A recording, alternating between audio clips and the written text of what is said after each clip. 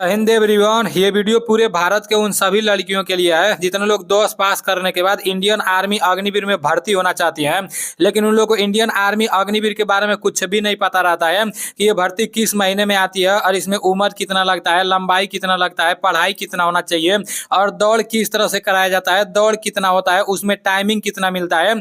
अगर आपको कुछ भी नहीं पता है ना, तो ये वीडियो आपके लिए है। इस वीडियो से आप लोग को सारी चीजें बिल्कुल आसानी से पता चल जाएंगी। अगर आप लोग पूरा वीडियो देखोगे ना, तो आप लोग को दूसरे से कुछ पूछने का जरूरत ही नहीं पड़ेगा। लड़कों के लिए जब इंडियन आर्मी की भर्ती निकाली जाती है तो पूरा शोर मच जाता है और यूट्यूब पर काफी सारे लोग उसके बारे में वीडियो बनाकर पूरा का पूरा बात बता देते हैं। लेकिन जब लड़कियों के लिए इंडियन आर्मी की भर्ती निकाली जाती है तो कुछ लोगों को पता ही नहीं चलता कि हाँ, लड़कियों के लिए इंडियन आर्मी की भर्ती आ गई है और इसमें इन लोगों को ऑनलाइन कराना है, इतना हाइट लगता है, इतना दौड़ होता है, मतलब कुछ लोगों को पता ही नहीं चल पाता है। तो हमारे पास भी काफी दिनों से कमेंट आ रहा था कि भैया लड़कियों के लिए भी आप बता दिया करो, कोई लड़कियों को बताने वाला नहीं रहता है। तो इस वीडियो से आप लोगों को सारी चीजें पता चल जाएंगी। चलते हैं पहले अग्निवीर जीडी के ऑफिशियल नोटिफिकेशन पर। फिर WMP वोमेन मिलिट्री पुलिस का ऑफिशियल नोटिफिकेशन, जो ज्वाइन इंडियन आर्मी का ऑफिशियल वेबसाइट से इस नोटिफिकेशन को डाउनलोड किया हूँ। 2023 से 24 में लड़कियों का जो अग्निवीर जीडी का भर्ती कराया गया था, तो इसी नोटिफिकेशन के हिसाब से कराया गया था। और आने वाले समय में जो लड़कियों का अग्निवीर जीडी का भर्ती कराया जाएगा, तो इसी नोटिफिकेशन के हिसाब से वो भर्ती कराई जाएंगी। लेकिन सिर्फ यहाँ पर ये बदला रहेगा, ठीक है ना। 2023 की जगह 2024 हो जाएगा, 2024 की जगह 2025 हो जाएगा, 2025 की जगह 2026 हो जाएगा। तो सिर्फ ये सन बदलने वाला है। बाकी इस नोटिफिकेशन में जो लिखा गया है इसी के हिसाब से आप लोगों का भर्ती कराया जाएगा। तो मैं आप लोगों को पूरा का पूरा बात समझा दे रहा हूँ। देखो, सबसे पहला नंबर, यहाँ से आप लोग को एक बात समझते हुए चलना है। 2023 से 24 में लड़कियों का जो अग्निवीर जीडी का भर्ती कराया गया था, तो इन लोगों का ऑनलाइन फरवरी महीने से चालू हुआ था, ठीक है ना। आप लोग याद रखना, फरवरी महीने से ऑनलाइन चालू हुआ था, 16 फरवरी से ऑनलाइन चालू हुआ था और लास्ट डेट 15 मार्च था। लेकिन बाद में 5 दिन बढ़ा दिया गया, तो 20 मार्च कर दिया गया, ठीक है ना। तो यहाँ से हम लोग को यही सीख मिल रहा है कि फरवरी से अग्निवीर जीडी का ऑनलाइन चालू हो रहा है। तो अगर फरवरी में नहीं होगा तो जनवरी में हो सकता है, अगर जनवरी में नहीं होगा तो दिसंबर में हो सकता है। मतलब दिसंबर, जनवरी, फरवरी, इन्हीं सब महीनों के बीच आप लोग का ऑनलाइन चालू हो सकता है। तो इन्हीं सब महीनों के बीच आप लोग को पता करते रहना चाहिए कि आप लोग का ऑनलाइन कब हो रहा है, ठीक है ना। अब यहाँ से आप लोग को ये तो पता चल गया कि किस महीने में इसका ऑनलाइन चालू होता है। अब बात कर लेते हैं कि इसकी भर्ती किस तरह से कराई जाती है। तो देखो, मतलब 2 फेज में भर्ती कराई जाती है। सबसे पहले ऑनलाइन पेपर कराया जाता है, ठीक है ना। और जो लोग पेपर में पास होते हैं तो उन लोगों को दौड़ के लिए बुलाया जाता है। अब दौड़ में कितना टाइमिंग मिलता है वो सारी चीजें मैं आप लोग को समझा रहा हूँ। उससे पहले आप लोग ये समझ लो कि मतलब अग्निवीर जीडी में फार्म भरने के लिए कितना पास होना चाहिए, और पास होना चाहिए तो कितना % से पास होना चाहिए और कितना उम्र होना चाहिए। तो देखो, यहाँ पर साफ साफ लिखा गया है, Agniveer general duty women military police में फार्म भरने के लिए आपका उम्र कम से कम 17.5 साल हुआ रहना चाहिए, ठीक है ना। आपके मार्कशीट में 17.5 साल होना चाहिए। उसके बाद से अधिक 21 साल होना चाहिए। अब एक बात और मैं आप लोग को बता दे रहा हूँ, अगर आपका उम्र 17.5 साल नहीं है ना, मतलब 17 साल 6 महीना नहीं है, 17 साल 4 महीना अगर आपका उम्र है ना, तभी भी आपका अग्निवीर जीडी में ऑनलाइन हो सकता है। आप लोग एक बार ट्राई करके देख लेना, ठीक है ना। और अगर आपका उम्र जैसे 20 साल 5 महीना से अधिक हो गया रहेगा, 20 साल 6 महीना से अधिक हो गया रहेगा, तो हो सकता है कि आपका ऑनलाइन ना हो। यहाँ पर 21 साल दिखाता है लेकिन लास्ट में उठाता नहीं है, ठीक है ना। अगर आपका उम्र थोड़ा कम रहेगा तो ऑनलाइन हो जाएगा, लेकिन थोड़ा ज्यादा हो जाएगा ना, 20 साल 5 महीना से अधिक हो जाएगा ना, तो फिर आपका ऑनलाइन होने में दिक्कत होगा। तो इसको भी आप लोग को अच्छी तरीके से पता होना चाहिए, ठीक है ना। अब बात कर लेते हैं कि मतलब 10 पास होना चाहिए इसमें। आप देखो, ऑल इंडिया में किसी भी राज्य से आते हो, 10 पास होना चाहिए और 10 में 45% होना चाहिए। मतलब 45% से 10 पास होना चाहिए। और 10 में जितना भी विषय रहता है, जितना भी सब्जेक्ट रहता है, प्रत्येक सब्जेक्ट में 33% नंबर होना चाहिए, ठीक है ना। इंडियन आर्मी जीडी में फार्म भरने के लिए याद रखना, 10 पास होना चाहिए और 10 में 45% से पास होना चाहिए और प्रत्येक सब्जेक्ट में 33% होना चाहिए। अब बात कर लेते हैं कि हाइट कितना लगता है। तो इसमें लड़कियों का हाइट 162 सेंटीमीटर लगता है। आप पूरे भारत में किसी भी राज्य से आती हो, अगर आपका हाइट 162 सेंटीमीटर रहेगा तो फिर आप अग्निवीर जीडी में फार्म भर दोगी। और कुछ लोगों को हाइट में छूट भी मिलता है, तो कितने लोगों को हाइट में छूट मिलता है वो मैं आप लोगों को नीचे बता रहा हूँ, ठीक है ना। और यहाँ वजन के बारे में बताया गया है, तो वजन हाइट के हिसाब से रहता है। उसके बाद से चेस्ट के बारे में बताया गया है, तो 5 सेंटीमीटर चेस्ट फुलाना रहता है। मतलब नॉर्मल कितना भी रहेगा, लेकिन 5 सेंटीमीटर फुलाना रहता है। अब यहाँ पर लिखा गया है जैसे नॉर्थ ईस्ट रीजन, मतलब जो लोग नॉर्थ ईस्ट से आते हैं, सिक्किम, नागालैंड, अरुणाचल प्रदेश, मणिपुर, त्रिपुरा, मिजोरम, मेघालय एंड आसाम है, और गोरखा गढ़वाल से यहाँ पर लद्दाख वालों के लिए दिया है। तो इन लोगों के जैसे हाइट में छूट मिलता है, ठीक है ना, इन लोगों का हाइट में छूट मिलता है, लेकिन निवास प्रमाण पत्र होना चाहिए, डोमिसाइल सर्टिफिकेट होना चाहिए। जो लोग पहाड़ी क्षेत्र से आते हैं उन लोग को हाइट में छूट मिलता है, ठीक है ना। अब यहाँ पर दिया है, बताया गया है कि जितनी भी लड़कियां रहेंगी जिनके पिताजी आर्मी में रहेंगे तो उन लोगों को हाइट में 2 सेंटीमीटर का छूट मिलेगा। उन लोगों का एक सर्टिफिकेट बनता है, ठीक है ना, रिलेशन सर्टिफिकेट बनता है। जिनके पिताजी आर्मी में रहेंगे तो उन लोगों का हाइट सिर्फ 160 सेंटीमीटर लगेगा और उन लोगों को वजन में भी 2 किलो छूट मिलेगा, ठीक है ना। और यहाँ पर जैसे लिखा गया कि स्पोर्ट्स मैन, मतलब जिन लोगों के पास स्पोर्ट्स का सर्टिफिकेट रहेगा, आपका नेशनल हो गया, स्टेट हो गया, उसके बाद से डिस्ट्रिक्ट, कॉलेज, स्कूल, मतलब यूनिवर्सिटी, स्टेट आपका हो गया, तो फिर हाइट में 2 सेंटीमीटर का छूट मिल जाएगा और यहाँ पर वजन में 5 सेंटीमीटर का छूट 5 किलो का छूट मिल जाएगा, ठीक है ना।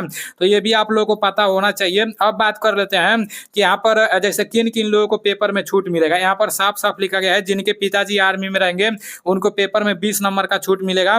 और यहाँ पर लिखा गया है जैसे जो लोग लड़ाई के दौरान मतलब जो शहीद हो जाते हैं तो उनके भी मतलब उनके जिनके पिताजी लड़ाई के दौरान शहीद हो गए रहेंगे तो उनको भी मतलब पेपर में 20 नंबर का छूट मिलेगा। और जो स्पोर्ट्स मैन रहेंगे उन लोगों को तो जैसे स्पोर्ट्स के हिसाब से नंबर का छूट मिलेगा, वो लोग यहाँ पर अपना देख लेंगे, ठीक है ना। ये पूरा का पूरा नोटिफिकेशन मैं अपने टेलीग्राम चैनल में भेज दूंगा। मेरा टेलीग्राम चैनल नीलेश ब्लॉग के नाम से है। जितना लोग अभी तक मेरे टेलीग्राम चैनल में नहीं जुड़े हैं तो पता नहीं आप लोग किस दुनिया में जी रही हो। टेलीग्राम चैनल का लिंक डिस्क्रिप्शन में दे दूंगा, वहां से जाकर आप लोग टेलीग्राम चैनल में जुड़ जाना, ठीक है ना, क्योंकि वहां से आप लोग को ये नोटिफिकेशन देखने को मिल जाएगा। और आप लोग व्हाट्सअप चैनल में भी जुड़ जाना, क्योंकि कोई भी भर्ती निकाली जाएगी चाहे लड़कों के लिए चाहे लड़कियों के लिए तो मैं अपने व्हाट्सअप चैनल में भेजा करूंगा।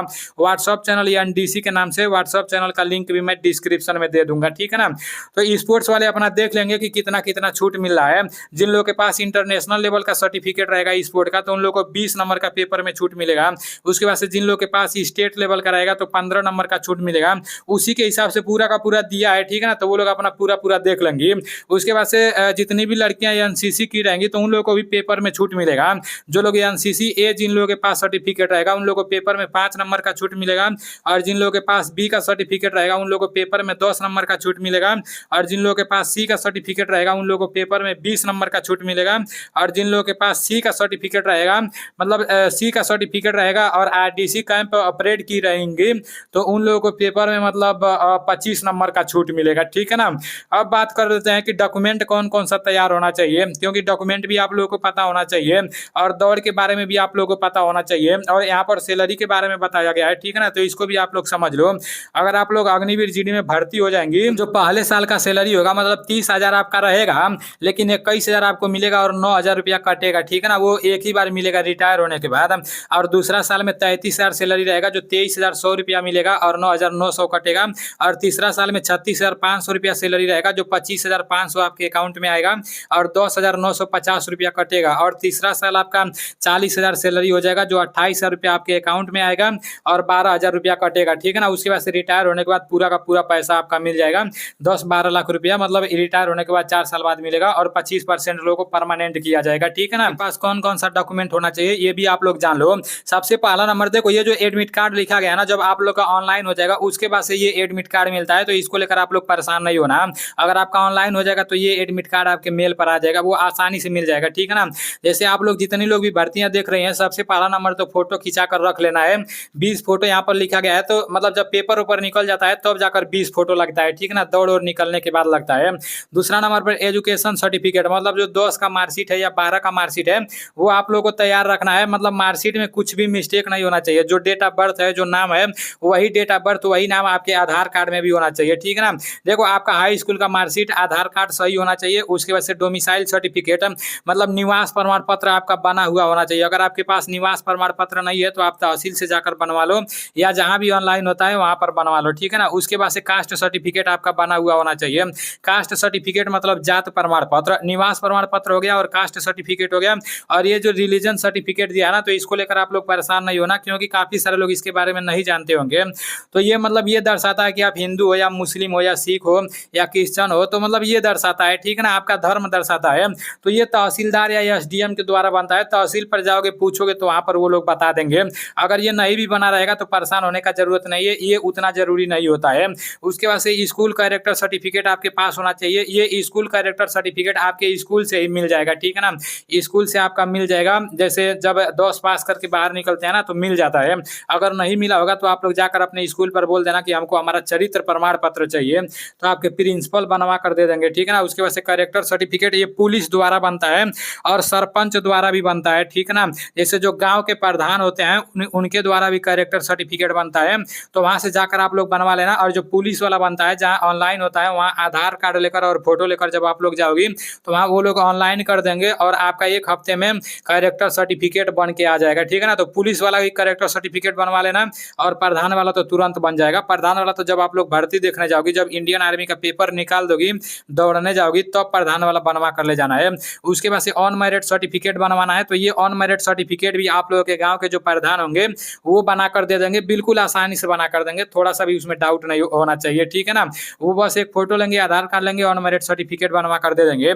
और ये रिलेशन सर्टिफिकेट वालों के लिए बोला गया है, मतलब जिनके पिताजी आर्मी में होंगे तो वो लोग अपना सर्टिफिकेट तैयार करके रखी रहेंगे तो उन लोगों को छूट मिलेगा। अब यहाँ पर एनसीसी सर्टिफिकेट के बारे में बोला जा रहा है, तो जिन लोगों के पास एनसीसी का सर्टिफिकेट होगा वो लोग अपना एनसीसी का सर्टिफिकेट रेडी रखेंगे, तभी उन लोगों को छूट मिलेगा पेपर में, ठीक है ना।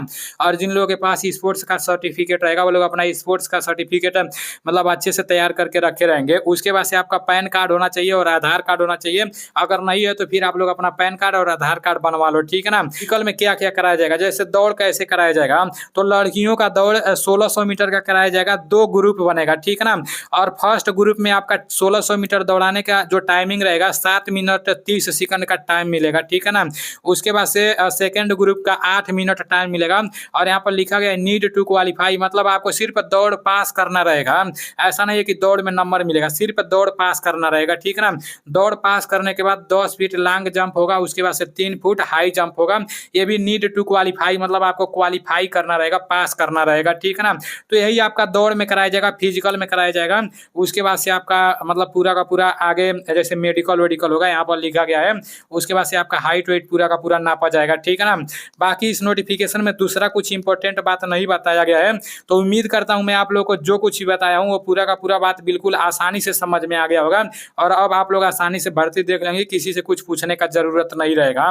अगर आपके मन में कोई डाउट रहेगा तो कमेंट करके बताना, मैं अगले वीडियो में बताने का कोशिश करूंगा, ठीक है ना। मिलते हैं अगले वीडियो में। जय हिंद।